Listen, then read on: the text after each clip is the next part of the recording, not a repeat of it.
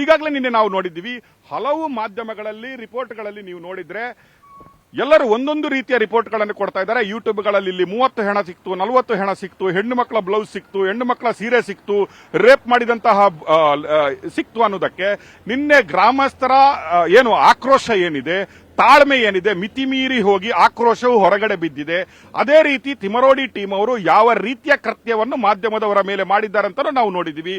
ಸುಳ್ಳಿನ ಪರದೆಯನ್ನು ಕೂಡ ಇವತ್ತು ಬಿಚ್ಚಿಟ್ಟಿದ್ದೀವಿ.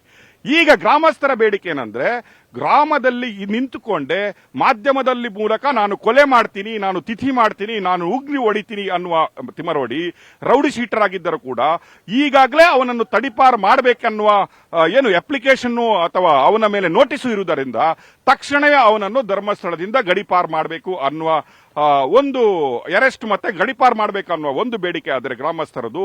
ಇನ್ನೊಂದು ಏನಂದ್ರೆ, ಈ 13A ಯಲ್ಲಿ ಸಿಕ್ಕಿಲ್ಲ ಅಂದ್ರೆ, 13 ಅಲ್ಲಿ ಏನಾದ್ರೂ ಕಳೆಬರಹ ಸಿಕ್ಕಿಲ್ಲ ಅಂದ್ರೆ ಅನಾಮಿಕನ ಮೇಲೆ 164 statement is A criminal offence if is given A wrong 164 statement in front of the judiciary. ಅದರ ಮೇಲೆ ಅವನ ಮೇಲೆ ಇಮಿಡಿಯೇಟ್ಲಿ ಕ್ರಮ ಆಗಬೇಕು, ಅವನ ಮೇಲೆ FIR ಆಗಬೇಕು, ಅವನನ್ನು ವಿಚಾರಣೆಗೊಳಪಡಿಸಬೇಕು.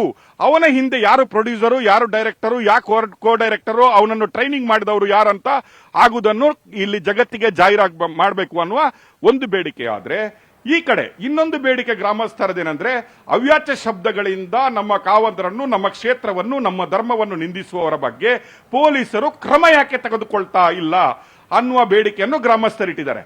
ಈಗಾಗಲೇ ನಮಗೆ ಬಂದ ಮಾಹಿತಿ ಪ್ರಕಾರ SIT ಅವರು ತಮ್ಮ ಪ್ರಿಲಿಮಿನರಿ ರಿಪೋರ್ಟ್ ಅನ್ನು ರೆಡಿ ಮಾಡ್ತಾ ಇದ್ದಾರೆ. ಯಾಕಂದ್ರೆ ಆಲ್ರೆಡಿ ಅನಾಮಿಕ ತೋರಿಸಿದಂತಹ 13ರಲ್ಲಿ 12 ನಗ್ದಾಗಿದೆ.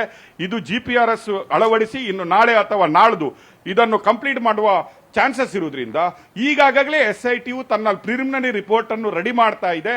ಅದರ ಮೇಲೆ ಆ ರಿಪೋರ್ಟ್ ಅನ್ನು ಗವರ್ಮೆಂಟ್ಗೆ ಮತ್ತು ಪ್ರೆಸ್ ಕಾನ್ಫರೆನ್ಸ್ ಮೂಲಕ ಇನ್ನು ಹಲವೇ ದಿನಗಳಲ್ಲಿ ಅದನ್ನು ಕರ್ನಾಟಕದ ಜನರಿಗೆ ತಿಳಿಸುವಂತಹ ಏನು ಎಕ್ಸರ್ಸೈಸ್ ಇದೆ ಅದನ್ನು ಈಗಾಗಲೇ SIT ಮಾಡ್ತಾ ಇದೆ.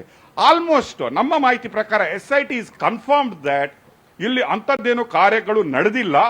ಆದರೂ ಕೂಡ ಯಾವುದೋ ಒಂದು ಹುನ್ನಾರ ಇದೆ. ಆ ಹುನ್ನಾರ ಇದೆ ಹಿಂದೆ ಯಾರಿರ್ಬೋದು, ಏನಿರ್ಬೋದು ಅನ್ನುವ ಮಾಹಿತಿಯನ್ನು SIT ಅವರು ಕಲೆ ಹಾಕ್ತಾ ಇದ್ದಾರೆ.